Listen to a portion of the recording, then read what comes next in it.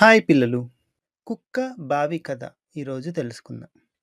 అనగనగా ఒక ఊళ్ళో ఒక కుక్క తన 6 బుజ్జి కుక్క పిల్లలతో వాటికి మంచి బుద్ధులు నేర్పిస్తూ హాయిగా కాలక్షేపం చేస్తూ ఉండేది.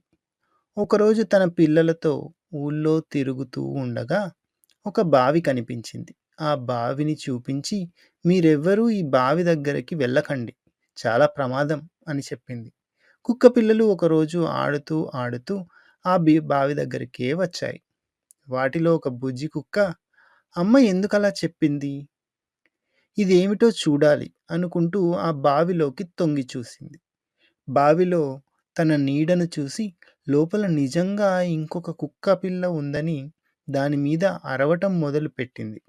లోపల ఆ కుక్క ప్రతిబింబం దానిలాగే అరవటం చూసి దానితో పోట్లాటకి బావిలోకి ఒక్క దూకు దూకింది.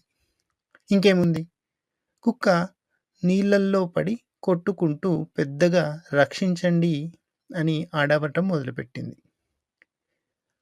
ఆ దారినే వెడుతున్న ఒక రైతు అయ్యో, కుక్క నీళ్ళల్లో పడిపోయిందే పాపం అని దాన్ని బయటికి తీసి రక్షించాడు. దీంట్లో నీతి ఏంటంటే పెద్దలు చెప్పిన మాటలు వినాలి.